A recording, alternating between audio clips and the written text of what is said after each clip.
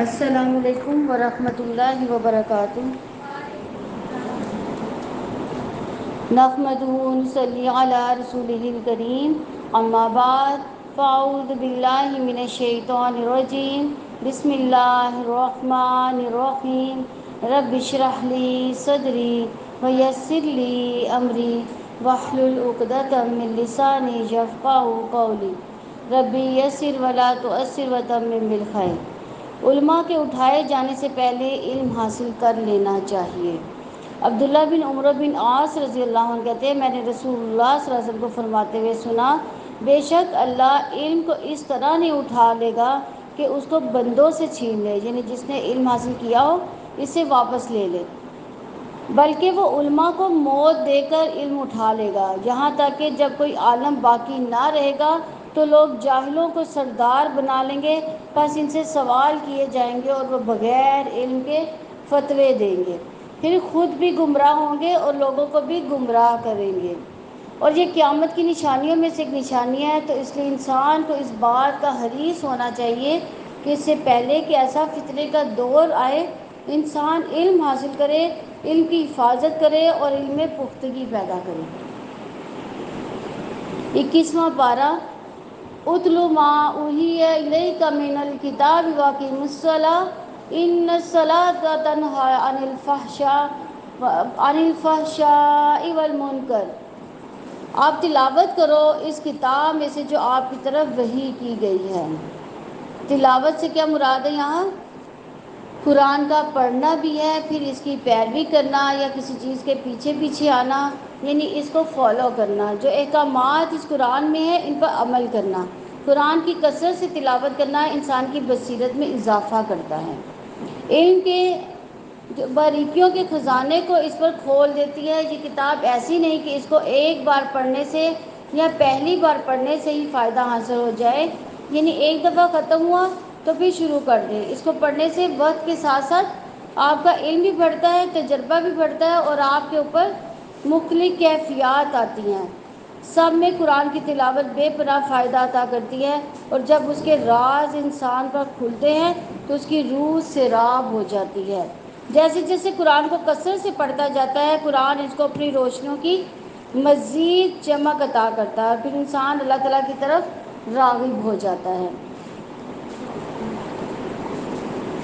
آپ تلاوت کریں اس کتاب میں سے جو آپ کی طرف وحی کی گئی ہے، اور نماز قائم کرے، یعنی اس کو خشوع و رضوع اور اس کے پورے اعضاء اور تمام تر اس کی وقت پابندی کے مطابق اس کو ادا کیا جائے۔ اور یقیناً نماز بے حیائی اور برے کاموں سے روکتی ہے، اور ایسی نماز جو خشوع و رضوع کے ساتھ پڑھی جائے وہ انسان کو بے حیائی سے بھی روکتی ہے، برے کاموں سے بھی روک دیتی ہے۔ ابو ہریرہ رضی اللہ عنہ سے مروی ہے، وہ کہتے ہیں کہ آدمی نبی صلی اللہ علیہ وسلم کی خدمت میں حاضر ہوا اور کہنے لگا، فلاں آدمی رات کو نماز پڑھتا ہے اور دن کو چوری کرتا ہے۔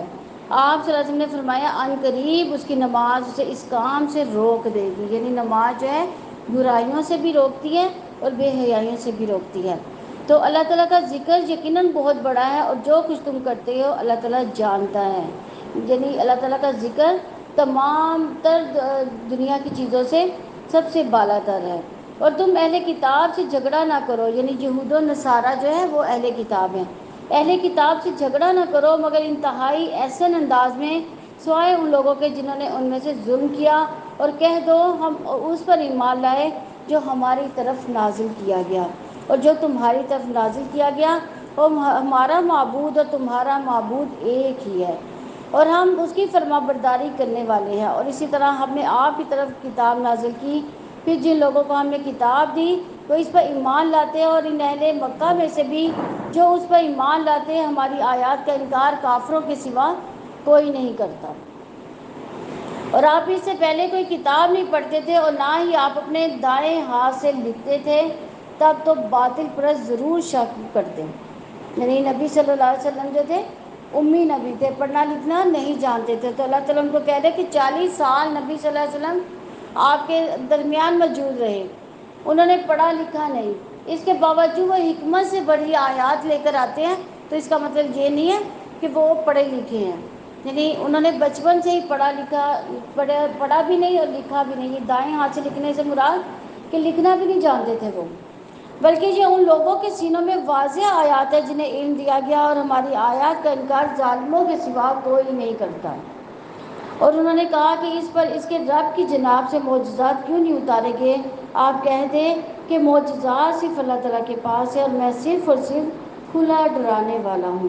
اور کیا انہیں یہ کافی نہیں ہے کہ یقیناً ہم ہی نے آپ پر کتاب نازل کی؟ یعنی اہل مکہ اور نشانی کیوں طلب کرتے تھے؟ کیونکہ قرآن سب سے بڑی دلیل ہے، سب سے بڑی نشانی تھی، اور انہیں پڑھ کر سنائی جاتی ہے. بلا شبہ اس میں یقیناً رحمت اور نصیحت ہے اس قوم کے لیے جو ایمان لاتے ہیں.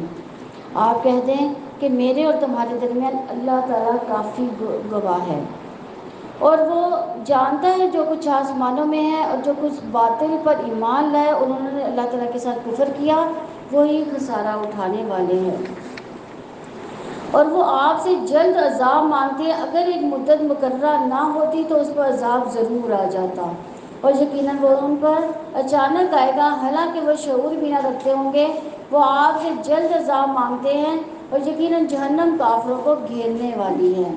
جس دن عذاب انہیں ان کے اوپر سے ڈھانپ لے گا، ان کے قدموں کے نیچے سے بھی، اور اللہ تعالیٰ فرمائے گا چکھو اس کا مزہ جو کچھ تم کرتے تھے.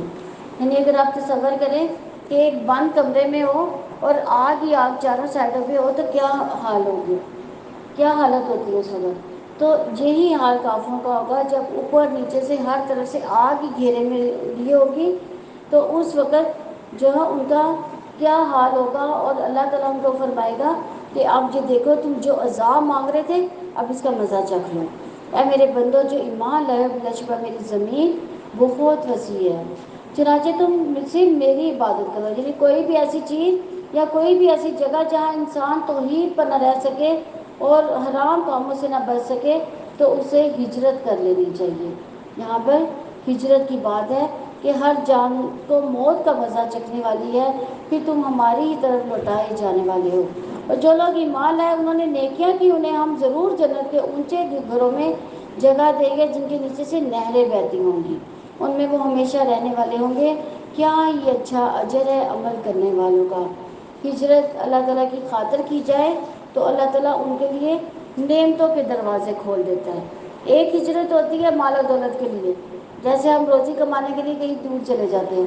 ایک ہجرت ہوتی ہے کہ اگر ہمیں کوئی وہاں پہ دین پر عمل کرنے نہیں دے رہا تو وہاں سے وہ علاقہ چھوڑ کر اللہ تعالیٰ کی خاطر، اللہ تعالیٰ کے دین کی خاطر کہیں اور چلا جائے جہاں پہ ہم اللہ تعالیٰ کے نام لے سکیں، اللہ تعالیٰ کی عبادت کر سکیں. تو وہ ہجرت ہوتی ہے اللہ تعالیٰ کی خاطر. جن لوگوں نے صبر کیا اور وہ اپنے رب ہی پر بھروسہ کرتے ہیں، یعنی صحابہ کرام نے بھی صبر کیا تو اللہ تعالیٰ نے انہیں ہجرت کے باوجود انہیں کیا کیا؟ ہر چیز عطا کر دی.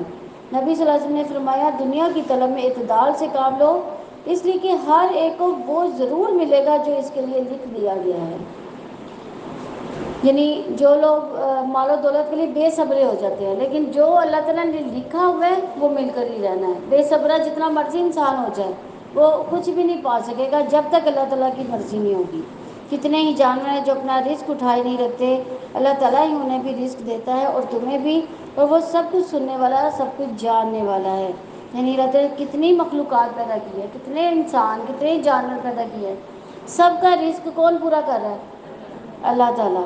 اور یقیناً اگر آپ ان سے پوچھیں کہ آسمان و زمین کو کس نے پیدا کیا اور سورج و چاند کو کس نے مسخر کیا تو وہ ضرور کہیں گے کہ اللہ تعالیٰ نے. پھر وہ کہاں سے بے قاعدے ہیں.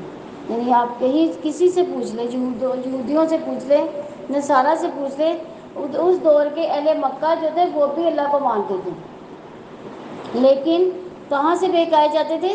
وہ کیا تلاش کرتے تھے؟ سفارشی تلاش کرتے تھے. اسی چکر میں وہ کسی اور کی عبادت شروع کر دیتے تھے. اللہ تعالیٰ اپنے بندوں میں سے جس کا چاہتا ہے رزق کشادہ کرتا ہے، جس کا چاہتا ہے تنگ کر دیتا ہے. بلا شبہ اللہ تعالیٰ ہر چیز کو بخوبی جاننے والا ہے. اور یقیناً اگر آپ ان سے پوچھیں آسمان سے پانی کس نے نازل کیا، پھر اس کے ساتھ زمین کو اس کی موت کے بعد زندہ کیا، تو یقیناً وہ ضرور کہیں گے کہ اللہ تعالیٰ نے. آپ کہہ دیں سب تعریف اللہ تعالیٰ کے لیے ہے، بلکہ ان میں سے اکثر نہیں سمجھتے. اور یہ دنیا کی زندگی کچھ نہیں مگر ایک دل لگی اور کھیل ہے. یقیناً آخرت کا گھر ہی اصلی زندگی ہے، کاش کہ وہ جانتے ہوتے ہیں۔ کھیل تماشا کیا ہوتا ہے؟ کھیل تماشا کیا ہوتا ہے کہ جس کا کوئی مقصد نہیں ہوتا، اور دنیا کی زندگی میں جتنی بھی چیزیں ہیں، جتنی بھی ہماری آرائش و زبائش کی ہے، اس کا کوئی مقصد نہیں ہے، وہ ایک دل لگی ہے جو ہم یہاں پہ دل لگانے کے لیے جمع کر لیتے ہیں۔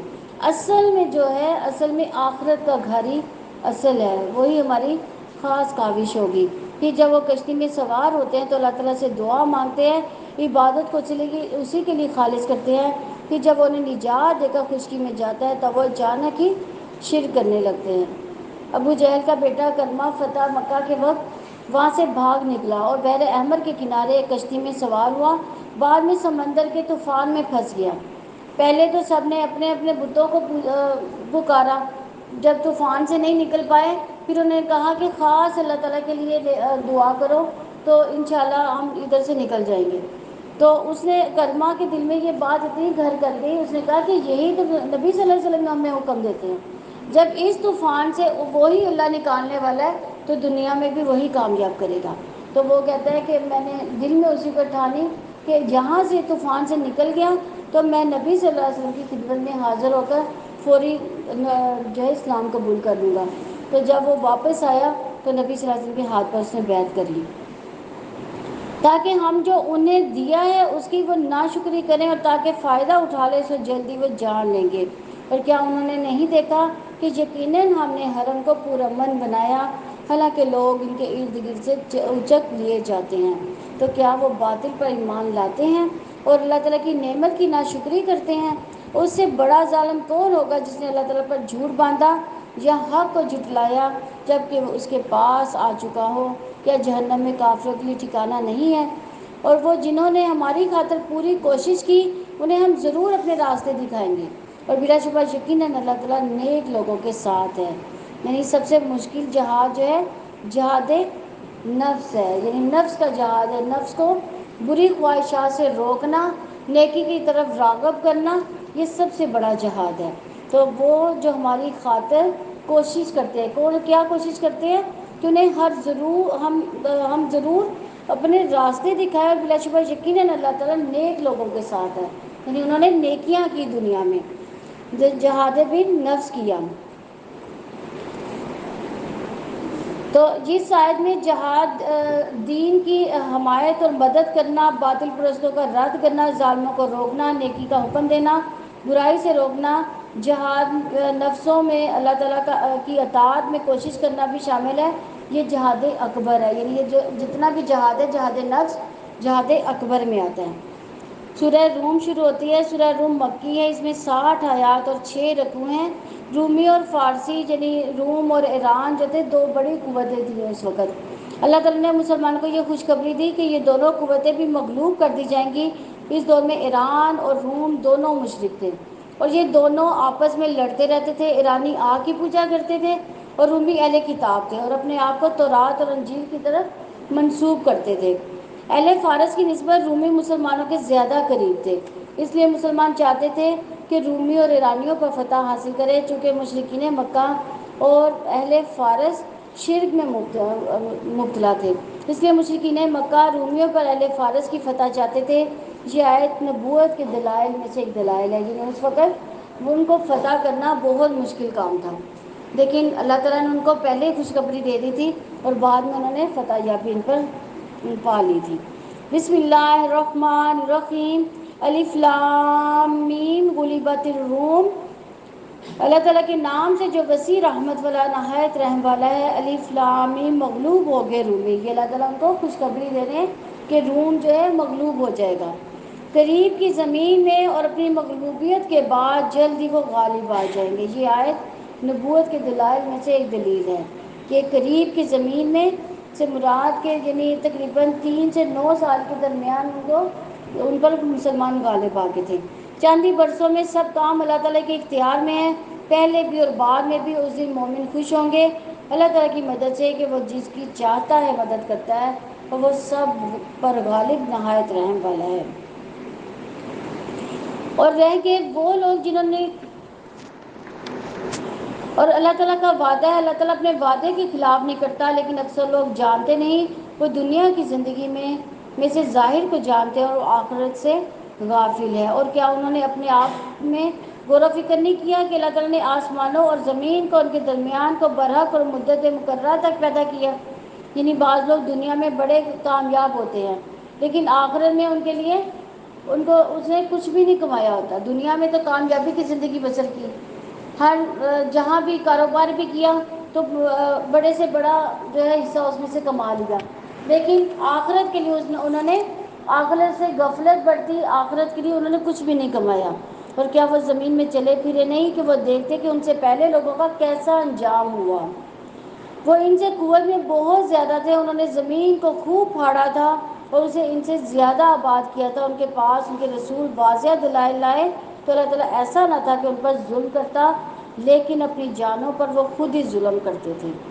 پھر جن لوگوں نے برے کام کیے تھے ان کا انجام بہت ہی برا ہوا، کیونکہ انہوں نے اللہ تعالیٰ کی آیات کو جھٹلایا تھا اور وہ ان کا مذاق اڑاتے تھے۔ اللہ تعالیٰ تخلیق کی ابتدا کرتا ہے، پھر وہ اس کا اعادہ کرتا ہے، یعنی پہلی دفعہ بھی تخلیق اللہ تعالیٰ نے کیا، دوسری دفعہ بھی تخلیق کون کرے گا؟ اللہ تعالیٰ۔ پھر اس کی طرف ہی تم لوٹائے جاؤ گے، اور جس دن قیامت قائم ہوگی مجرم سخت مایوس ہو جائیں گے۔ جنہوں نے دنیا میں جرم کیے، دنیا میں اللہ تعالیٰ کو نہیں مانا، اس دن قیامت کے دن وہ مجرم جو ہے سخت مایوس ہوں گے، اور ان کے شریکوں میں سے کوئی سفارشی نہ ہوں گے، اور اپنے شریکوں کا انکار کرنے والے ہوں گے۔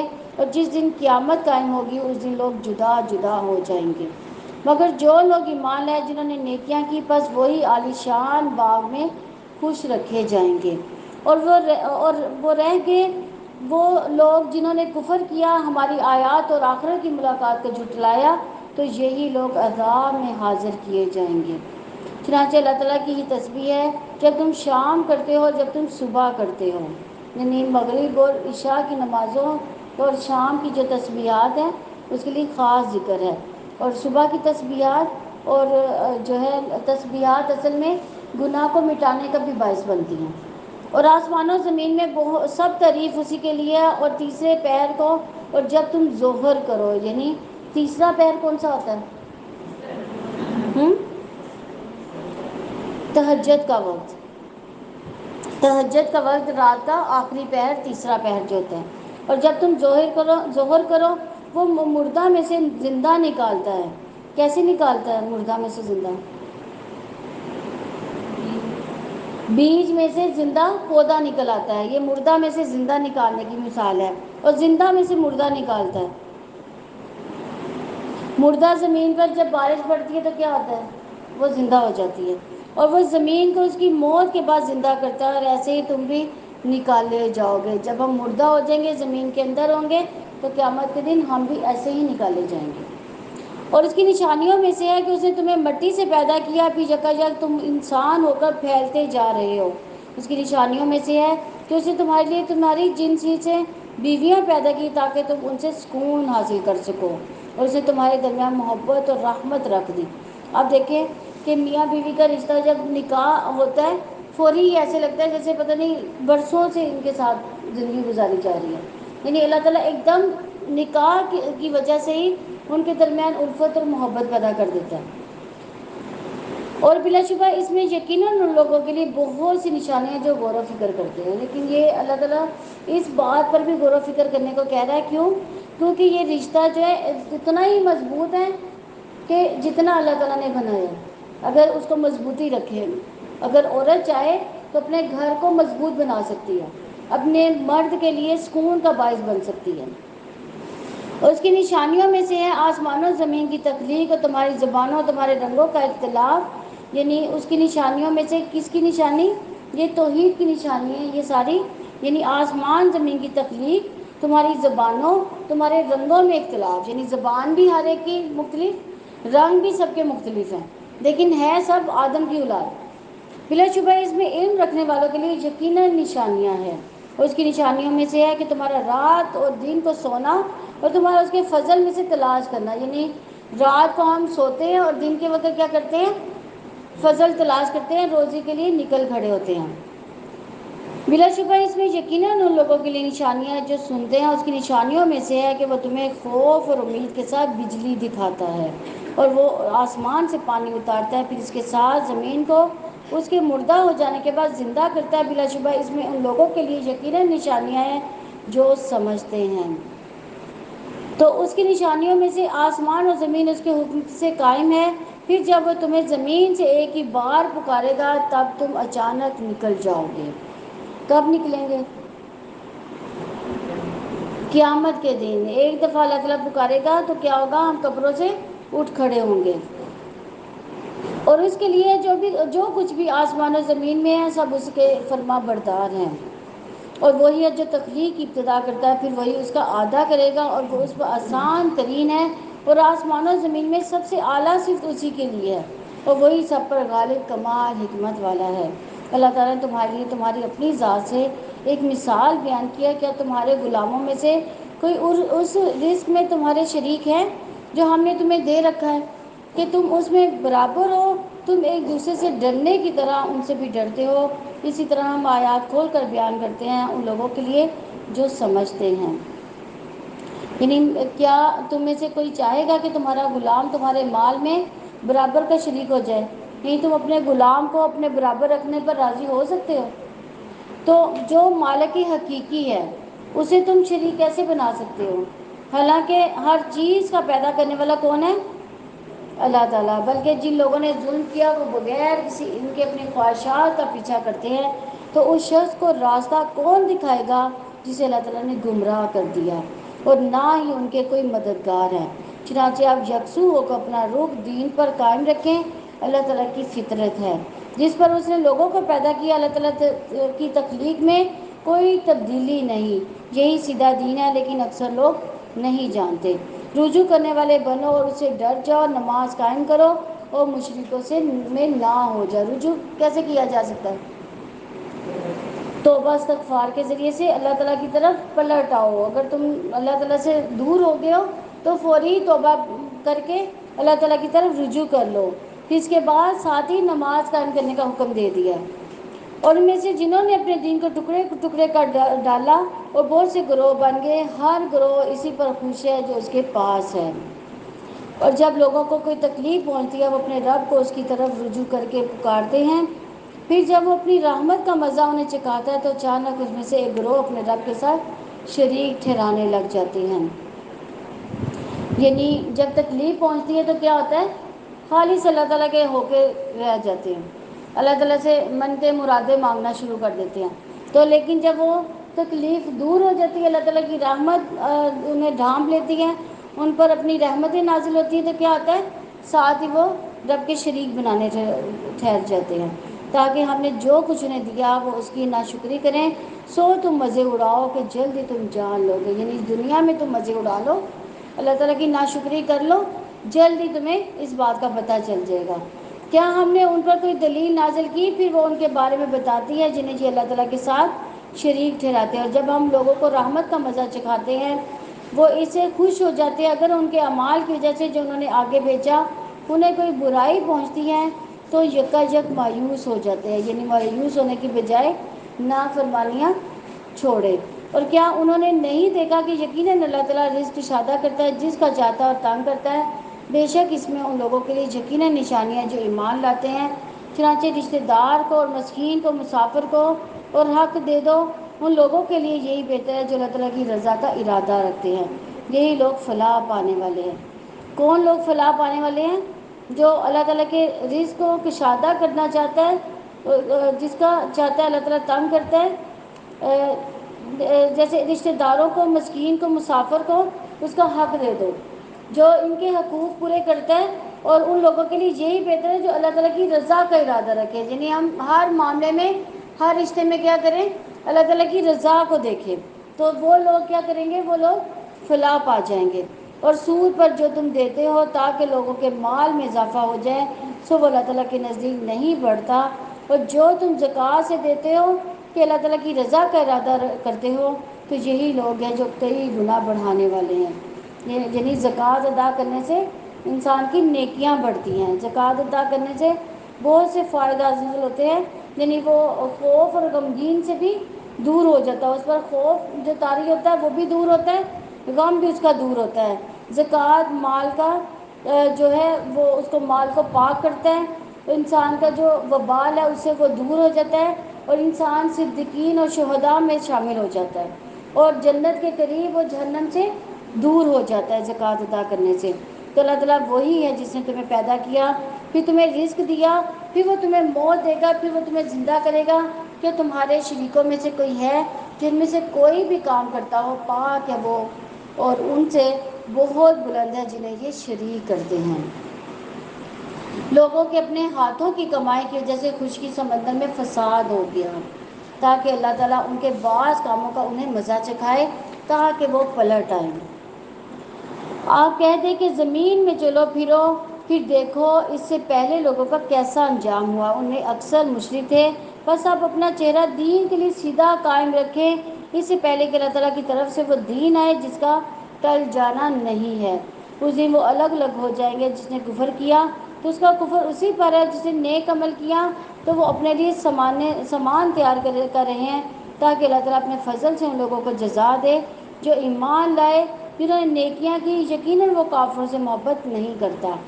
اس کی نشانیوں میں سے کہ وہ بشارت دینے والی ہوائیں بھیجتا ہے، یعنی ہوا میں بھی اللہ تعالیٰ نے اپنی رحمت رکھی ہے، اور یہ مجرموں کے لیے اس ہوا میں عذاب بھی ہے۔ اور اللہ تعالیٰ کیا کہتے ہیں کہ اس نشانیوں میں سے ہے کہ وہ بشارت دینے والی ہوائیں بھیجتا ہے تاکہ وہ تمہیں اپنی کچھ رحمت کا مزہ چکھائے، تاکہ کشتیاں اس کے حکم سے چلیں، تاکہ تم اس کا کچھ فضل تلاش کرو، تاکہ تم شکر گزار بنو۔ کیا ہم ان ساری باتوں پہ شکر ادا کرتے ہیں؟ اور بلا شبہ یقیناً ہم نے آپ سے پہلے بھی رسول ان کی قوم کی طرف بھیجے تھے، پھر وہ ان کے پاس واضح نشانیاں لائے تھے، تو ہم نے ان سے انتقام لیا، ان جنہوں نے جرم کیا، اور مومنوں کی مدد کرنا ہم پر لازم ہے۔ اللہ تعالیٰ وہ ہے جو ہوائیں بھیجتا ہے تو وہ بادل اٹھاتی ہیں، پھر وہ جس طرح چاہتا ہے انہیں آسمان میں پھیلا دیتا ہے، انہیں ٹکڑوں میں تقسیم کر دیتا ہے۔ چنانچہ آپ بارش کو دیکھتے ہیں کہ اس کے درمیان سے نکل رہی ہے، پھر وہ اپنے بندوں میں سے جس پر چاہتا ہے بارش برساتا ہے، تب وہ بہت خوش ہوتا ہے۔ جب بارش برستی ہے تو انسان کی خوشی کی انتہا نہیں ہوتی۔ حالانکہ بلا شبہ اس سے پہلے کہ ان پر برسائی جاتی، اس سے پہلے ہی یقیناً وہ مایوس ہوتے ہیں، یعنی ہوا اگر تباہی لائے تو وہ فوری ناشکری کرنا شروع کر دیتے ہیں۔ چنانچہ آپ اللہ تعالیٰ کی رحمت کے آثار دیکھیں کہ کس طرح وہ زمین کے مردہ ہو جانے کے بعد اسے زندہ کرتا ہے۔ بلا شبہ وہ مردوں کو یقیناً زندہ کرنے والا ہے، وہی ہر چیز پر پوری طرح قدرت رکھنے والا ہے۔ یقیناً اگر ہم ہوا بھیج دیں پھر وہ کھیتی کو زرد پڑی ہوئی دیکھیں گے تو اس کے بعد یقیناً وہ ناشکری کرتے رہ جائیں گے۔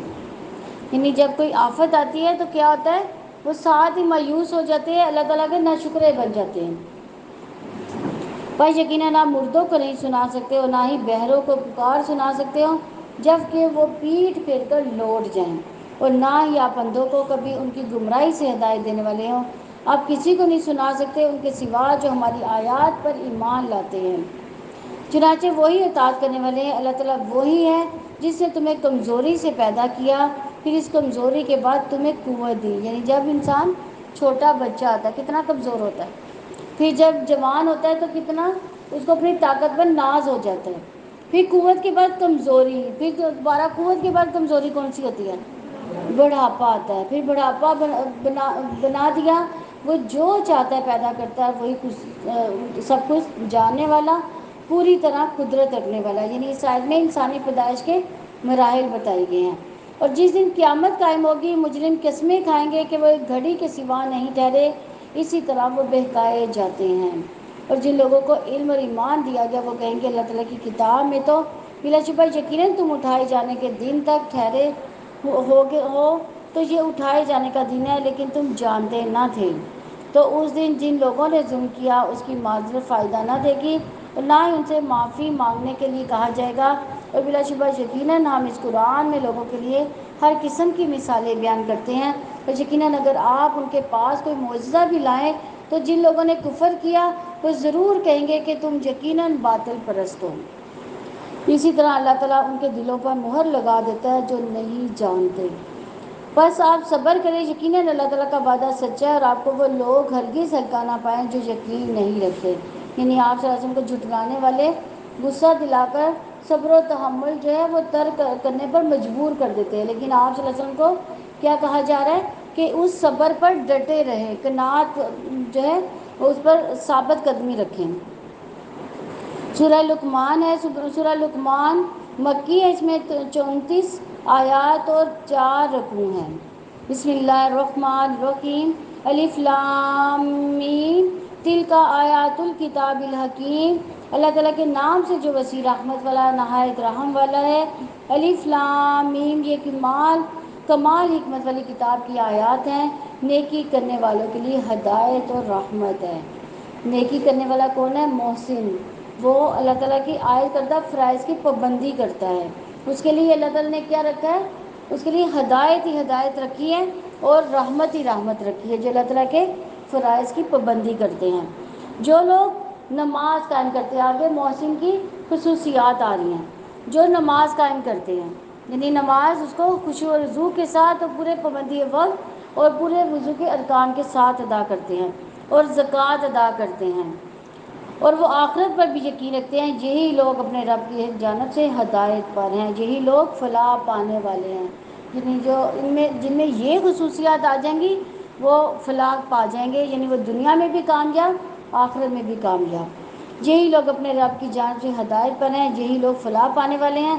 اور لوگوں میں سے کوئی ہے جو غافل کر دینے والی بات خریدتا ہے تاکہ وہ ان کے بغیر ہی لوگوں کو اللہ تعالیٰ کے راستے سے بہکا دے اور اس اللہ کی راہ کا مذاق بنائے، یہی لوگ ہیں جن کے لیے رسوا کن عذاب ہے۔ اور جب ہماری آیات اس پر پڑھ کر سنائی جاتی ہے وہ تکبر کرتے ہوئے منہ موڑ جاتا ہے، یعنی اللہ تعالیٰ کی آیات کو سنتا نہیں، سمجھتا نہیں، بلکہ اس پر تکبر کرتا ہے، مانتا نہیں، گویا اس نے انہیں سنا ہی نہیں، گویا اس کے دونوں کانوں میں بول جائے، چنانچہ آپ اس کو دردناک عذاب کی خوشخبری سنا دیں۔ لیکن جو لوگ ایمان لائے، جنہوں نے نیک عمل کیے، ان کی نعمت بھری ان کے لیے جنتیں ہیں، ان میں ہمیشہ رہنے والے۔ اللہ تعالیٰ کا وعدہ سچا ہے، وہ سب پر غالب، کمال حکمت والا ہے۔ اس نے آسمانوں کو ستونوں کے بغیر پیدا کیا، یعنی آسمان جو ہے ایک چھت ہے، چھت کو کوئی ستون نہیں ہے، بغیر ستونوں کے یہ چھت ہے، تم ان کو دیکھتے ہو، اور اس نے زمین سے پہاڑ جما دیے کہ کہیں تمہیں لے کر جھک نہ جائے۔ اس میں ہر قسم کی جانور پھیلا دی، اور ہم نے آسمان سے پانی نازل کیا، پھر ہم نے اس میں ہر طرح کی غلہ کی عمدہ قسم اگائی۔ یہ ہے اللہ تعالیٰ کی مخلوق جو تم مجھے دکھاؤ، ان لوگوں نے جو اس کے سوا ہے کیا پیدا کیا ہے، بلکہ ظالم کھلی گمراہی میں ہے۔ اور بلا شبہ یقیناً ہم نے لقمان کی حکمت کو عطا کی تھی کہ اللہ تعالیٰ کا شکر ادا کرو، جو کوئی شکر ادا کرتا ہے وہ اپنے ہی شکر کرتا ہے، اور جس نے ناشکری کی تو یقیناً اللہ تعالیٰ بے نیاز بہت تعریف والا ہے۔ یعنی جس کو حکمت مل گئی اسے نیکیاں کمانے کا بہت بڑا ذریعہ مل گیا۔ تو لقمان جو تھے وہ نبی نہ تھے، لیکن ایک بہت سمجھدار انسان تھے۔ ان کی باتوں سے جو اللہ تعالیٰ نے قرآن مجید میں بیان کی ہیں بہت خوبصورت انداز میں اس میں ہے کہ جو انہوں نے اپنے بیٹے کو باتیں سمجھائی ہیں۔ اس سے ہمیں ان باتوں سے یہ بھی پتہ چلے گا کہ بچوں کو کس طرح سے ڈیل کرنا چاہیے۔ تو یقیناً بلا شبہ ہم نے لقمان کو حکمت عطا کی تھی کہ اللہ تعالیٰ کا شکر ادا کرو، اور جو کوئی شکر کرتا ہے وہ اپنے لیے ہی کرتا ہے، اور جس نے ناشکری کی تو یقیناً اللہ تعالیٰ بے نیاز بہت تعریفوں والا ہے۔ اور جب لقمان نے اپنے بیٹے سے کہا کہ وہ اس کو نصیحت کر رہا تھا، اے میرے چھوٹے بیٹے، اللہ تعالیٰ کے ساتھ کسی کو شریک نہ کرنا۔ دیکھیں انسان بچوں کو سب سے پہلے کیا چیز بتاتا ہے؟ اللہ ایک ہے، یعنی ہر ماں باپ کو چاہیے کہ بچوں کو شعور یہ دلائے سب سے پہلے کہ اللہ کے ساتھ شریک نہ ٹھہرائے۔ بلا شبہ شرک یقیناً بہت بڑا ظلم ہے۔ اور آپ یہ دیکھیے گا حضرت لقمان جو ہے اپنے بیٹے کو کتنے پیار سے بلاتے ہیں، ہر آیت میں یہ آئے گا اے میرے بیٹے، اے میرے چھوٹے بیٹے۔ اور ہم نے انسان کو اس کے والدین کے بارے میں وصیت کی، اس کی ماں نے دکھ پر دکھ اٹھا کر اسے اٹھایا، اور اس کا دودھ چھڑانا 2 سال میں ہے کہ میرا شکر ادا کرو، اپنے والدین کا بھی میری طرف ہی لوٹ کر آنا ہے۔ دیکھیں والدین کے لیے اللہ تعالیٰ نے کتنی آیات نازل کی ہیں۔ والدین کی نافرمانی جو ہے کبیرہ گناہوں میں آتی ہے، اور اگر وہ دونوں تجھ پر دباؤ ڈالے کہ میرے ساتھ تو کسی کا شریک کرے جس کا تجھے علم بھی نہیں، پھر ان دونوں کی اطاعت نہ کرنا۔ یعنی ہر طرح سے والدین کی اطاعت فرض ہے، اگر ان کی نافرمانی کی تو وہ کبیرہ گناہوں میں سے آتی ہے۔ لیکن اگر والدین یہ کہیں کہ اللہ تعالیٰ کے ساتھ شریک بنا لو، یا اللہ تعالیٰ کو نہ مانو کسی اور کو مانو، تو اس میں اللہ تعالیٰ کہتے ہیں کہ والدین کی بھی اطاعت نہیں کرنی، اور دنیا میں ان دونوں کے ساتھ اچھے طریقے سے رہو، اس کے راستے پر چلو جس نے میری طرف رجوع کیا، پھر میری طرف ہی تمہارا پلٹنا ہے تو میں تمہیں بتا دوں گا جو کچھ بھی تم عمل کرتے تھے۔ اے میرے چھوٹے بیٹے، اگر کوئی چیز رائی کے دانے کے وزن کی ہو، پس وہ کسی چٹان میں ہو یا آسمانوں میں یا زمین میں، تو اللہ تعالیٰ اس کو لے آئے گا۔ یقیناً اللہ تعالیٰ بڑا بریک بھی پوری خبر رکھنے والا ہے۔ یعنی بچوں کو انہوں نے پورے پیار کے انداز سے بتایا، کیا بتایا؟ اللہ تعالیٰ کا شعور دیا کہ ایک رائی کے دانے کے برابر بھی کوئی دانہ ہے تو چاہے وہ زمین کی چٹانوں میں چھپے، آسمانوں میں، یا زمین و آسمان کے کسی حصے میں بھی ہے، تو اللہ تعالیٰ اس کو ڈھونڈ لائے گا۔ جب ہم بچوں کو یہ شعور دیں گے تو آپ دیکھیے گا کہ بچوں کا کتنا دل جو ہے اللہ تعالیٰ کے ساتھ جڑ جائے گا۔ لیکن ہم اللہ تعالیٰ کا ڈر، اللہ تعالیٰ کی محبت نہیں دیتے، ہم اپنی محبت بچوں کو دیتے ہیں۔ ایسا ہی ہے نا، ہم کہتے ہیں یہ فلاں کام کیا تو پاپا آ کے ماریں گے، ایسے کرتے ہیں نا ہم لوگ۔ حالانکہ اللہ تعالیٰ کی محبت، اللہ تعالیٰ کا ڈر ان کے دل میں ڈالیں۔ آپ دیکھیے گا اگر آپ اللہ تعالیٰ کا ڈر، اللہ تعالیٰ کی محبت اس کے دل میں ڈالیں گے تو اللہ تعالیٰ بھی خوش ہو کے اس کے دل میں آپ کی محبت ڈال دے گا۔ اور اکثر والدین کو میں نے یہ کہتے ہوئے سنا ہے، ہمارے جو بچے ہیں وہ نافرمان بہت ہیں، ہماری تو سنتے ہی نہیں ہیں۔ تو جب ہم نے ان کو شعور ہی غلط دیا ہے، ہم نے ان کے دل میں اپنی محبت ڈالی ہے، اللہ کی محبت نہیں ڈالی، تو اللہ تعالیٰ نے بھی چھوڑ دیا پھر ان کو۔ اللہ تعالیٰ نے کہا ٹھیک ہے تو میری محبت نہیں ڈالے گا، میں تیری محبت نہیں ڈالوں گا۔ تو آگے وہ کیا اپنے بیٹے کو سمجھا رہے ہیں؟ اے میرے چھوٹے بیٹے، نماز قائم کرو۔ دیکھیں پہلے توحید کا اس کو درس دیا، اس کے بعد اللہ تعالیٰ کا شعور دلا کر اس کو سب سے پہلے نماز کا عادی بنایا۔ اور نیکی کا حکم دو، برائی سے روکو، جو مصیبت بھی تم پر آئے اس پر صبر کرو۔ یعنی ہم بچوں کو کیا سکھاتے ہیں؟ بے صبری۔ کوئی بھی ایک چیز بھی نہیں ملتی تو بچے جو ہیں وہ بے صبرے ہو جاتے ہیں۔ بچوں کو مصیبت آنی ہی آنی ہے، جو بچہ اس دنیا میں آ گیا اس کو مصیبت آنی ہی آنی ہے۔ اس کو کیا سکھانا؟ اس کو صبر کرنا سکھانا۔ اور نماز قائم کرنے کے فوری بعد امر بالمعروف کا کام جو ہے وہ بتایا گیا ہے کہ بچوں کو امر بالمعروف کا کام بتائیں، پھر اس کو صبر کرنا سکھائیں ہر طرح کی مصیبت پر۔ یقیناً یہ بڑے ہمت کے کاموں میں سے ہے، یعنی جو صبر کرنا، امر بالمعروف کا کام کرنا، یہ بڑے ہی صبر والے کام ہیں۔ اور لوگوں سے منہ پھیر کر بات نہ کرو، زمین میں اکڑ کر نہ چلو، یقیناً اللہ تعالیٰ کسی خود پسند فخر کرنے والے سے محبت نہیں کرتا۔ ہم فخر کس کس بات پر کرتے ہیں؟ اچھے کپڑے پہن لیتے تو ہمیں ہوتا ہے کہ اس کے تو ایسے کپڑے ہیں، ہمارے تو بڑے اچھے ہیں، یہ بھی فخر اور غرور میں آتا ہے۔ اللہ تعالیٰ فخر کرنے والے سے محبت نہیں کرتا۔ اگر ہم خوبصورتی میں زیادہ ہیں تو ہمیں اپنی خوبصورتی پہ ناز ہوتا ہے، اپنی خوبصورتی پہ فخر ہوتا ہے، اپنا گھر اچھا ہے اس پہ فخر ہے، گاڑی اچھی ہے اس پہ فخر ہے۔ ان چیزوں پہ فخر کرنا ہی نہیں ہے۔ اور اپنی چال میں اعتدال اختیار کرو، یعنی معتدل چال ہونی چاہیے، اور اپنی آواز کو پست رکھو، بے شک سب سے بری یقیناً گدھوں کی آواز ہے۔ ہم بچوں کو یہ شعور ہی نہیں دیتے، بچے چیخنا شروع کرتے ہیں تو کانوں سے ان کی آوازیں نکل رہی ہوتی ہیں، ہم ان کو یہ شعور نہیں دیتے کہ اونچا نہیں بولنا چاہیے۔ ہم بچپن سے ہی ان کی تربیت ہی صحیح نہیں کر رہے ہوتے۔ کیا تم نہیں دیکھتے یقیناً اللہ تعالیٰ نے تمہارے کام میں لگا دیا جو کچھ آسمانوں میں ہے، جو کچھ زمین میں ہے، اسے اپنی کھلی اور چھپی نعمتیں تم پر پوری کر دی۔ تو لوگوں میں سے کوئی ہے جو اللہ تعالیٰ کے بارے میں بغیر کسی علم اور بغیر کسی ہدایت اور بغیر کسی روشن کتاب کے جھگڑا کرتا ہے؟ یعنی اولاد، گھر بار، تندرستی، مال اور دولت، یہ کون سی نعمتیں ہیں؟ یہ کھلی نعمتیں ہیں جو اللہ تعالیٰ نے ہمیں دی ہیں۔ اور چھپی ہوئی نعمتیں کون سی ہیں؟ ایسی نعمتیں جن پر اللہ تعالیٰ نے پردہ ڈال رکھا ہے، جیسے دل کا چین، دل کا سکون۔ کوئی ایسی چیزیں بھی ہوتی ہیں نا، جیسے مرد کو بیوی کے لیے سکون رکھا ہوا ہے، مرد کے لیے بیوی میں، پھر ہمارے لیے گھروں میں سکون رکھا ہوا ہے۔ یہ جو ہے یہ ایسی چیزیں ہیں، یہ چھپی ہوئی نعمتیں اللہ تعالیٰ کی، جس پر اللہ تعالیٰ نے پردہ ڈال رکھا ہے، اور جو اللہ تعالیٰ کے بارے میں بغیر کسی علم اور بغیر کسی ہدایت اور بغیر کسی روشن کتاب کے جھگڑا کرتا ہے، اور جب ان سے کہا جاتا ہے کہ اس کی پیروی کرو جو اللہ تعالیٰ نے نازل کیا، تو وہ کہتے ہیں بلکہ ہم اسی چیز کی پیروی کریں گے جس پر ہم نے اپنے باپ دادا کو پایا، اور کیا اگرچہ شیطان انہیں بھڑکتی آگ کے عذاب کی طرف بلا رہا ہو، اور جو شخص اپنے آپ کو اللہ تعالیٰ کے سپرد کر دے اور وہ ہو بھی نیک، تو یقیناً وہ ایک مضبوط سہارا تھام چکا، اور سارے کاموں کا انجام اللہ تعالیٰ کی طرف ہے، اور اس نے کفر کیا تو اس کا کفر آپ کو غم زدہ نہ کرے، ان سب کو ہماری ہی طرف لوٹ کر آنا ہے۔ یعنی اگر نبی صلی اللہ علیہ وسلم ہدایت کا راستہ دکھا رہے ہیں، اس کے باوجود کوئی کفر کر رہا ہے تو اس کا کفر اسی پر وبال بنے گا، نبی صلی اللہ علیہ وسلم پر کوئی اس کا نقصان نہیں ہے۔ پھر جو کچھ انہوں نے کہا ہم انہیں بتا دیں گے، یقیناً اللہ تعالیٰ سینوں کی باتوں کو خوب جاننے والا ہے۔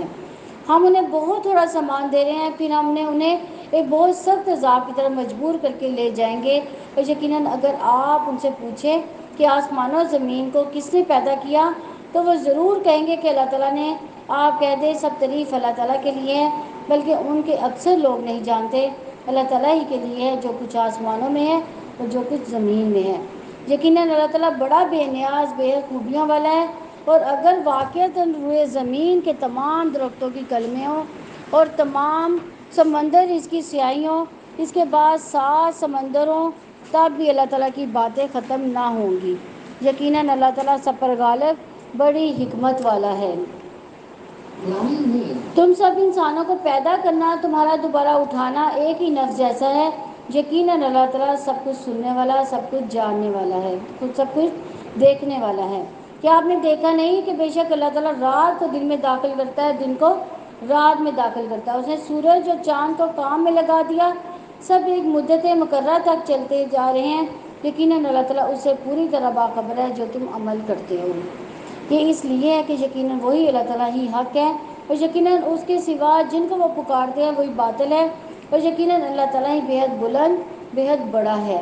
کیا آپ نہیں دیکھتے کہ یقیناً کشتی سمندر میں اللہ تعالیٰ کے فضل سے چلتی ہے تاکہ وہ تمہیں اپنی کچھ نشانیاں دکھائے۔ بلا شبہ اس میں ہر بڑے صبر کرنے والے، شکر کرنے والے کے لیے یقیناً بہت سی نشانیاں ہیں، اور جب انہیں کوئی موت صاحبانوں جیسی ڈھانپ لیتی ہے تو وہ اللہ تعالیٰ کو پکارتے ہیں کہ وہ دین کو اسی کے لیے خالص کرنے والے ہوتے ہیں۔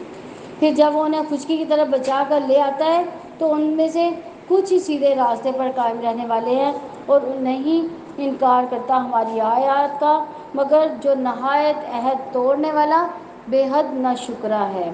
اے لوگو اپنے رب سے ڈر جاؤ، اور اس دن سے ڈرو جب کوئی باپ اپنے بیٹے کے کچھ بھی کام نہ آئے گا۔ یعنی باپ بیٹے کی محبت جو ہے مثالی محبت ہوتی ہے، لیکن وہ دن ایسا سخت دن ہوگا جس میں یہ رشتے بھی کام نہیں آئیں گے، اور نہ ہی کوئی بیٹا اپنے باپ کے کچھ کام آنے والا ہے۔ یقیناً اللہ تعالیٰ کا وعدہ سچا ہے، چنانچہ دنیا کی زندگی تمہیں بالکل دھوکے میں نہ ڈالے، اور وہ بڑا دھوکے باز ہرگز تمہیں نقصان، ہرگز اللہ تعالیٰ کے بارے میں دھوکہ نہ دے جائے۔ یعنی دھوکے باز کون ہے؟ شیطان دھوکے باز ہے، یعنی وہ بڑا دھوکے باز ہے، ہرگز تمہیں اللہ تعالیٰ کے بارے میں دھوکہ نہ دے جائے۔ یقیناً اللہ تعالیٰ کے پاس ہی قیامت کا علم ہے، وہی بارش برساتا ہے، اور وہ جانتا ہے جو کچھ رحموں میں ہے، اور کوئی شخص نہیں جانتا کہ کل وہ کیا کمائی کرے گا، اور کوئی شخص نہیں جانتا کہ وہ کس زمین میں مرے گا۔ یقیناً اللہ تعالیٰ ہی سب کچھ جاننے والا، پوری خبر رکھنے والا ہے۔ سورہ سجدہ کا آغاز ہوتا ہے۔ سورہ سجدہ جو ہے سیدنا ابو ہریرہ رضی اللہ عنہ فرماتے ہیں کہ رسول اللہ صلی اللہ علیہ وسلم جمعہ کے دن فجر کی نماز میں یہ سورج پڑھا کرتے تھے، اور دوسری رکعت میں سورہ دہر پڑھا کرتے تھے۔ سیدنا جابر رضی اللہ عنہ سے روایت ہے کہ رسول اللہ صلی اللہ علیہ وسلم رات کو سونے سے پہلے سجدہ اور ملک کی تلاوت کیا کرتے تھے۔ یہ ہمیں بھی اپنا معمول بنانا چاہیے۔ اللہ تعالیٰ ہم سب کو توفیق دے کہ ہم رات کو یہ دونوں صورتیں پڑھیں۔ سورہ سجدہ مکی ہے، اس میں 30 آیات اور 3 رکوع ہیں۔ اللہ تعالیٰ کے نام سے جو وسیع رحمت والا ہے۔ بسم اللہ الرحمن الرحیم، الف لام میم، تنزیل الکتاب لا ریب فیہ من رب العالمین۔ الف لام میم، اس کتاب کا نازل کرنا جس میں کوئی شک نہیں جہانوں کے رب کی طرف سے ہے۔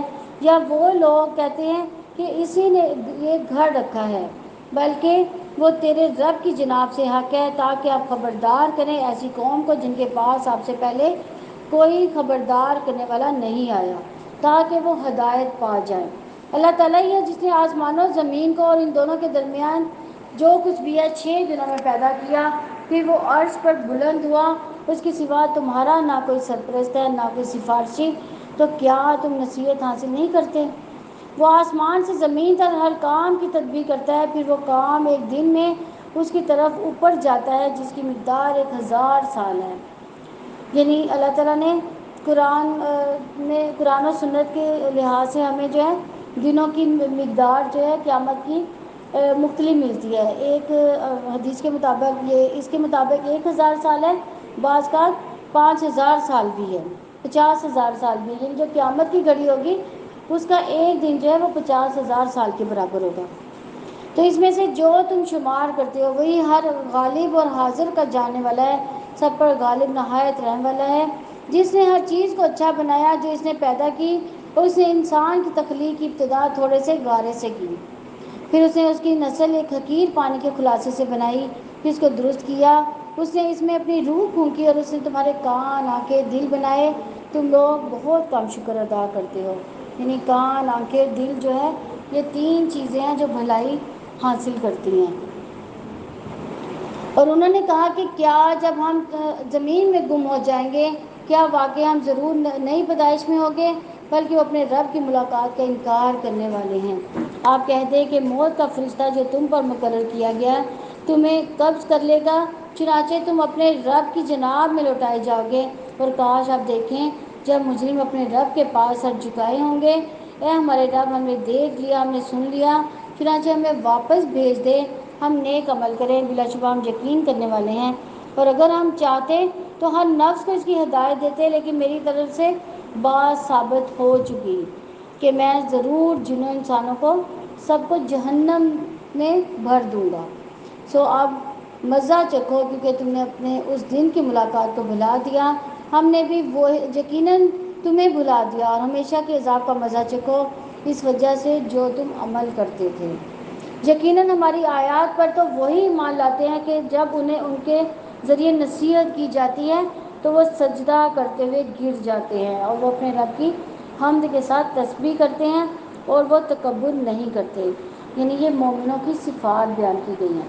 مومن کی کیا صفت ہے کہ وہ اللہ تعالیٰ پہ ایمان لاتا ہے، اور جو اس کو نصیحت اللہ تعالیٰ کرتے ہیں وہ اس نصیحت پر فوری ہی سر جھکا لیتا ہے، فوری عمل کرتا ہے، وہ اپنے رب کی حمد کے ساتھ تسبیح کرتا ہے، یعنی اللہ تعالیٰ کا ہر وقت ذکر اذکار کرتا ہے، اور اس ذکر اذکار پر، اس عبادت پر تکبر بھی نہیں کرتا۔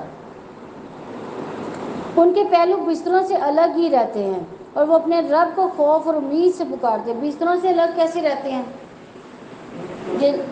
یعنی وہ رات کو بھی اللہ تعالیٰ کی عبادت کرتے ہیں، نوافل ادا کرتے ہیں، اور اپنے رب کو خوف اور امید سے پکارتے ہیں، یعنی اللہ تعالیٰ کا ڈر بھی ان کے دل میں ہوتا ہے، اور امید بھی ہوتی ہے کہ اللہ تعالیٰ ضرور ہماری دعاؤں کو قبول کرے گا، اور جو ہم نے انہیں رزق دیا اس میں سے وہ خرچ کرتے ہیں، چنانچہ کوئی شخص نہیں جانتا اس کے لیے آنکھوں کی ٹھنڈک میں سے کیا چھپا کر رکھا گیا اس عمل کے بدلے میں جو وہ کرتے تھے۔ تو کیا جو شخص ایمان والا ہو اس شخص جیسا ہو سکتا ہے جو نافرمان ہے؟ دونوں برابر نہیں ہو سکتے، یعنی فرما بردار اور نافرمان برابر نہیں ہے۔ رہے وہ لوگ جو ایمان لائے جنہوں نے نیکیاں کی تو ان کے لیے جنت کی قیام گاہیں ہیں، یعنی ان کے لیے جنت میں مہمان نوازی کے طور پر ان کے بدلے میں جو وہ کام کیا کرتے تھے۔ کہاں کام کرتے تھے؟ دنیا میں جو نیکیاں کرتے تھے۔ رہے وہ لوگ جن لوگوں نے نافرمانیاں کی ان کا ٹھکانہ کہاں ہوگا؟ جہنم ہے، یعنی آگ ہے ان کا ٹھکانہ۔ جب کبھی وہ ارادہ کریں گے اس سے نکلیں تو اس میں لوٹا دیے جائیں گے، یعنی وہ باہر نکلنے کی کوشش کرنے کے باوجود نہیں نکل پائیں گے۔ ان سے کہا جائے گا اب آگ کا عذاب چکھو جسے تم جھٹلایا کرتے تھے، اور ہم انہیں بڑے عذاب سے پہلے ہی چھوٹے عذاب کا مزہ ضرور چکھائیں گے۔ بڑا عذاب کون سا ہوگا؟ قیامت کا دن۔ اور چھوٹا عذاب دنیا میں جو آفتیں، مصیبتیں، بیماریاں، جو مصائب ہیں وہ چھوٹے عذاب ہیں، تاکہ وہ پلٹ آئیں۔ اور اس شخص سے بڑا ظالم کون ہوگا جسے اس کے رب کی آیات سے نصیحت کی جاتی ہے؟ پھر بھی وہ اسے منہ پھیر لیتا ہے۔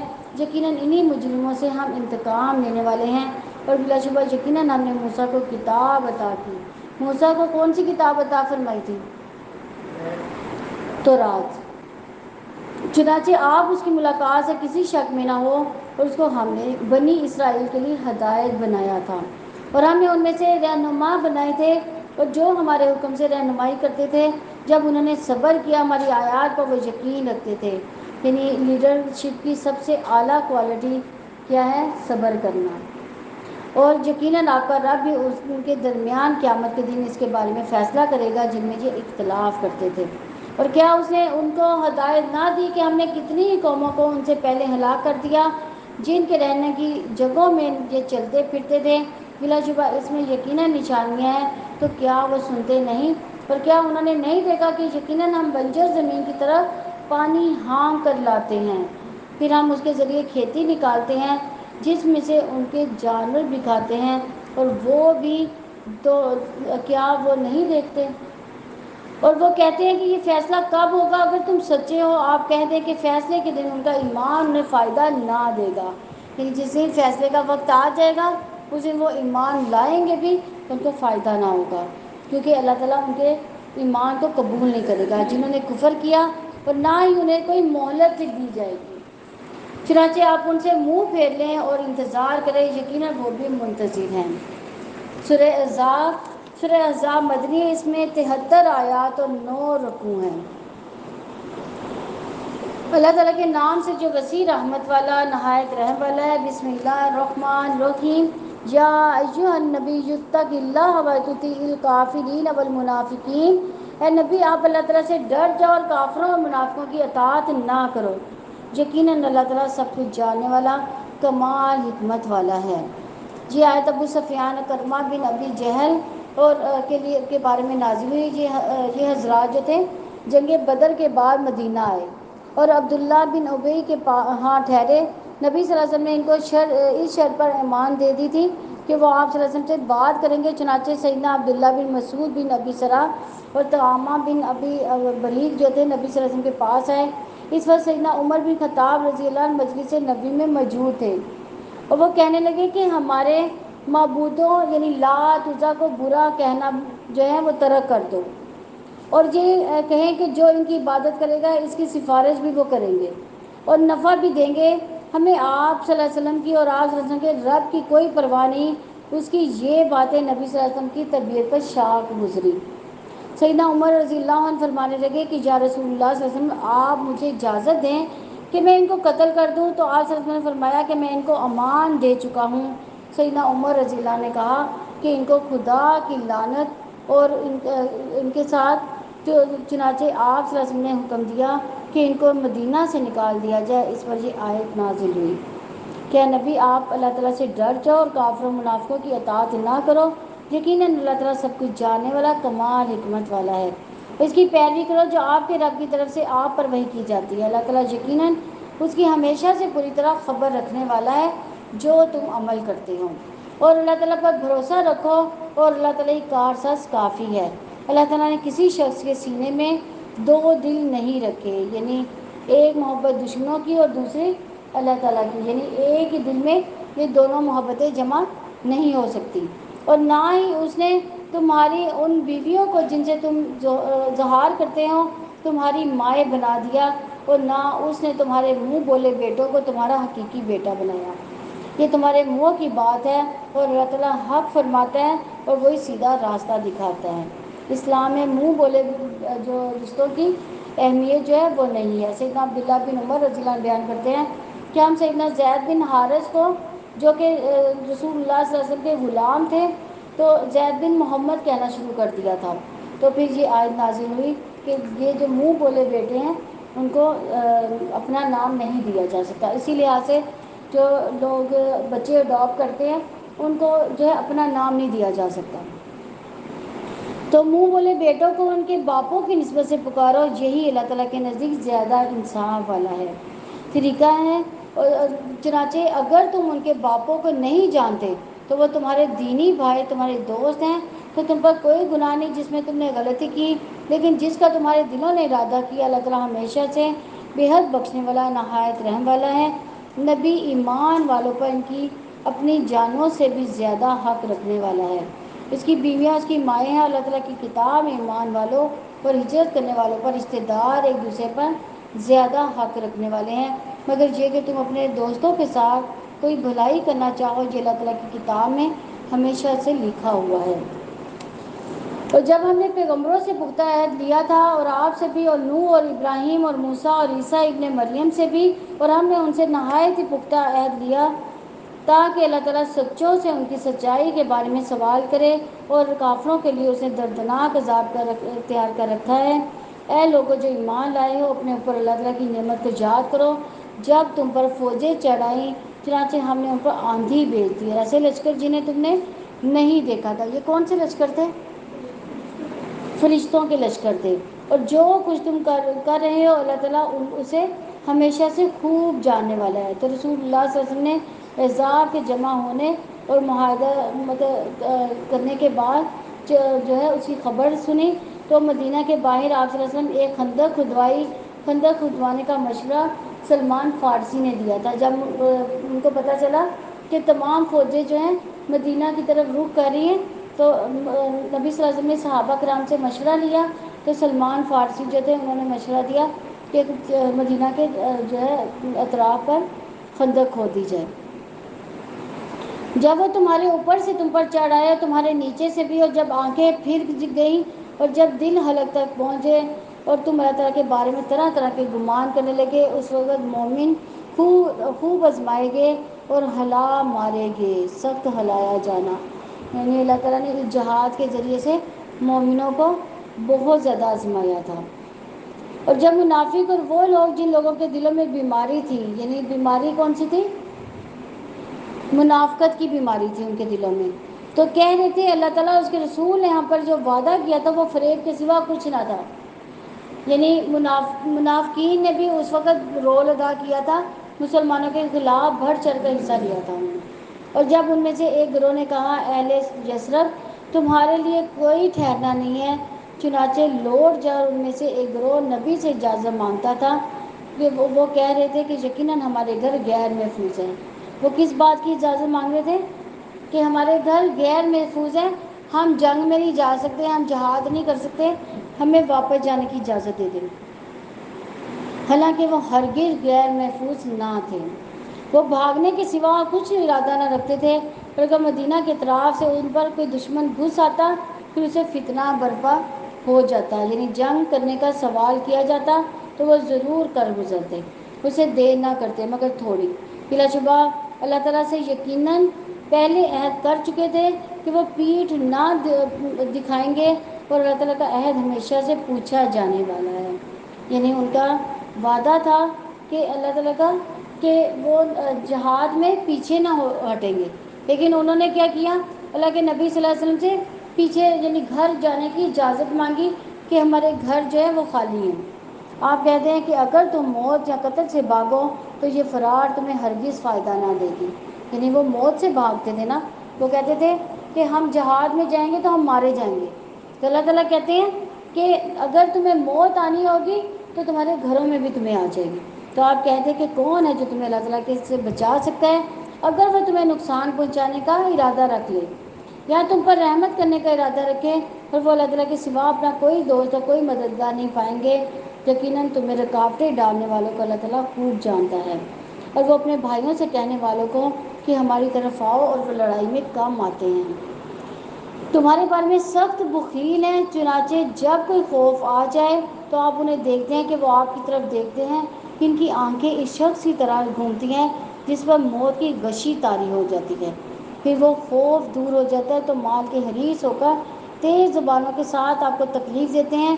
یہ لوگ ایمان نہیں لاتے تو اللہ تعالیٰ ان کے اعمال کو ضائع کر دے گا، اور یہ اللہ تعالیٰ سے ہمیشہ سے بہت ہی آسان ہے۔ یعنی منافق کیا کرتے تھے؟ جب جہاد کا جب جنگ کرنے کا ہوتا تھا تو کیا کرتے تھے؟ وہ پیٹھ پھیر لیتے تھے، اور ایسے نبی صلی اللہ علیہ وسلم کی طرف دیکھتے تھے حیرت زدہ ہو کر جیسے بہت ہی برا کوئی نا حکم آ گیا۔ لیکن جب وہ جب جہاد ختم ہو جاتا تھا، مال و دولت لوٹ لیا جاتا تھا، مال غنیمت ہاتھ آتا تھا، تو وہ اتنی زبان تیزی سے چلا کر اپنے لیے سامان زیادہ لیتے تھے۔ وہ سمجھتے ہیں کہ فوجیں ابھی نہیں گئی اور اگر فوجیں پھر آ جائیں تو وہ پسند کریں گے کاش واقعی وہ بدوؤں کے ساتھ بادے نشین ہیں ہوں کہ وہ تمہاری خبروں کے بارے میں پوچھتے رہتے، اگر وہ تمہارے درمیان ہوتے وہ بہت ہی کم لڑتے۔ یعنی وہ کیا کرتے تھے، جب فوجیں چلی جاتی تھی پیچھے رہتے تھے اور پیچھے رہ کر جو تھے ان کی خبروں کے بارے میں پوچھتے رہتے تھے، اور جب پتہ چلتا تھا مسلمان فتح یاب ہو گئے پھر بڑا وہ ان کے ساتھ مل جاتے تھے، اور جب ان کو پتہ چلتا تھا کہ ان کو فتح نہیں نصیب ہوئی تو یہ پیچھے سے باتیں بناتے تھے ان کے خلاف۔ بلا شبہ یقیناً تمہارے لیے اللہ کے رسول میں ہمیشہ سے بہترین نمونہ ہے، یعنی نبی صلی اللہ علیہ وسلم کی ذات صرف عبادات میں نہیں، اخلاق، ایمان اور دنیا اور آخرت کے سارے معاملات میں بہترین نمونہ ہے، لیکن ہمیں دیکھنا یہ ہے کہ اس نمونے کو ہم کتنا فالو کرتے ہیں۔ ہم اس کو فالو کرتے ہیں، اس نمونے کو ہم فالو کرتے ہیں، نبی صلی اللہ علیہ وسلم کے نمونے کو۔ اور ہر اس شخص کے لیے جو اللہ تعالیٰ اور آخرت کے دن کی امید رکھتا ہو، اللہ تعالیٰ کو کثرت سے یاد کرتا ہو۔ اور جب ایمان والوں نے فوجوں کو دیکھا تو انہوں نے کہا کہ یہ وہی چیز ہے جس کا اللہ تعالیٰ اس کے رسول نے ہم سے وعدہ کیا تھا، اور اللہ تعالیٰ اس کے رسول نے سچ کہا کہ چیز نے ان کے ایمان اور اطاعت میں اضافہ ہی کیا۔ مومنوں میں بعض ایسے بھی ہیں جنہوں نے سچ کیا جو انہوں نے اللہ تعالیٰ سے عہد کیا تھا، چنانچہ ان میں سے کچھ نے اپنی نظر پوری کر دی اور ان میں سے ہے جو انتظار کر رہا ہے، یعنی اللہ تعالیٰ سے جو کہا ہوا تھا عہد کو انہوں نے پورا کیا۔ ان میں سے سیدنا انس رضی اللہ عنہ، ان کے جسم پر جو تھا شہادت کے بعد تلوار کے اتنے نشانات تھے کہ ان کی پہچان نہیں ہو رہی تھی، یعنی 80 سے زیادہ زخم تھے ان کے جسم پر، تو ان کی بہن نے ان کو ایک انگلی کی پور سے جو ہے پہچانا تھا۔ تو یعنی انہوں نے اپنا وعدہ سچ کر دکھایا تھا تاکہ اللہ تعالیٰ سچوں کو ان کی سچائی کی جزا دے، اور منافقوں کو اگر چاہے تو عذاب دے یا ان کی توبہ قبول فرمائے، یقیناً اللہ تعالیٰ ہمیشہ سے بے حد بخشنے والا نہایت رحم والا ہے۔ اور جن لوگوں نے کفر کیا اللہ تعالیٰ نے انہیں ان کے غصے کے ساتھ ہی لوٹا دیا، وہ کوئی فائدہ حاصل نہ کر سکے، اور مومنوں کی طرف سے قتال میں اللہ تعالیٰ کافی ہو گیا، اور اللہ تعالیٰ ہمیشہ سے بڑی قوت والا سب پر غالب ہے۔ اہل کتاب میں سے جن لوگوں نے کافروں کی مدد کی، اہل کتاب میں سے بنو قریظہ جو تھے جنہوں نے کافروں کی مدد کی تھی، یعنی اس جو غزوے میں انہوں نے بنو قریظہ کی مدد کی، اللہ تعالیٰ انہیں ان کے قلعوں سے اتار لایا اور اس نے ان کے دلوں میں رعب ڈال دیا۔ ان کے ایک گروہ کو تم نے قتل کر دیا اور دوسرے گروہ کو تم قیدی بنا لائے، اور اس نے تمہیں ان کی زمین کا، ان کے گھروں کا، ان کے مالوں کا، اس زمین کا وارث بنا دیا اللہ تعالیٰ نے، اور جس کو تم نے پامال نہیں کیا، اور اللہ تعالیٰ ہمیشہ سے ہر چیز پر پوری قدرت رکھنے والا ہے۔ اے نبی اپنی بیویوں سے کہہ دو کہ اگر تم دنیا کی زندگی اس کی زینت کا ارادہ رکھتی ہو تو آؤ میں تمہیں کچھ مال و متاع دے دوں اور اچھے انداز سے تمہیں رخصت کر دوں۔ جب مسلمانوں نے بہت علاقے فتح کر لیے، یعنی خیبر، فدق وغیرہ فتح کیے، تو مسلمانوں کے حالات جو تھے کافی بہتر ہو گئے تھے، تو انہوں نے انصار مہاجرین کی خواتین کی طرح رسول اللہ صلی اللہ علیہ وسلم سے نان و نفقہ مانگنا شروع کر دی۔ کنہوں نے مانگا تھا؟ نبی صلی اللہ علیہ وسلم کی بیویوں نے۔ تو رسول اللہ صلی اللہ علیہ وسلم کی سادہ طبیعت تھی جس پر یہ مطالبہ ان کو ناگوار گزرا تھا، تو آپ صلی اللہ علیہ وسلم ایک مہینہ تک جو تھے بیویوں سے علیحدگی اختیار کر لی انہوں نے۔ تو پھر یہ آیت نازل ہوئی، تو سب سے پہلے آپ صلی اللہ علیہ وسلم نے یہ آیت سیدنا عائشہ رضی اللہ عنہ کو سنائی اور فرمایا اپنے طور پر فیصلہ نہ کرنا بلکہ اپنے والدین سے مشورہ کر لینا۔ والدین سے انہوں نے کیوں مشورہ کرنے کو کہا تھا؟ کہ انہیں پتہ تھا کہ والدین حضرت عائشہ کو کبھی بھی طلاق لینے پر آمادہ نہیں کرنے دیں گی، تو سیدنا عائشہ رضی اللہ عنہ فرمایا یہ کیسے ہو سکتا ہے کہ آپ صلی اللہ علیہ وسلم کے بارے میں مشورہ کروں؟ میں تو اللہ اور اس کے رسول کی اطاعت کو اختیار کروں گی۔ ازواج مطہرات نے دنیا کی عیش و عشرت کو ترجیح نہ دی بلکہ رسول اللہ صلی اللہ علیہ وسلم کی قربت کو انہوں نے پسند فرمایا۔ تو اگر تم اللہ تعالیٰ اور اس کے رسول اور آخرت کے گھر کا ارادہ رکھتی ہو تو یقیناً اللہ تعالیٰ نے تم سے نیکی کرنے والیوں کے لیے بڑا اجر تیار کر رکھا ہے۔ اے نبی کی بیویوں، تم میں سے جو کھلی بے حیائی کا ارتکاب کرے گی اس کا عذاب دگنا کر دیا جائے گا، اور اللہ تعالیٰ کا یہ کام ہمیشہ سے بہت ہی آسان ہے۔ الحمدللہ ہمارا 21واں پارہ کمپلیٹ ہوا۔ اللہ تعالیٰ ہمیں اس کی سمجھ عطا فرمائے اور اس پر عمل کرنے والا بنائے۔ سبحانک اللہم و بحمدک، نشہد ان لا الہ الا انت، نستغفرک و اتوب الیک۔ السلام علیکم ورحمۃ اللہ وبرکاتہ.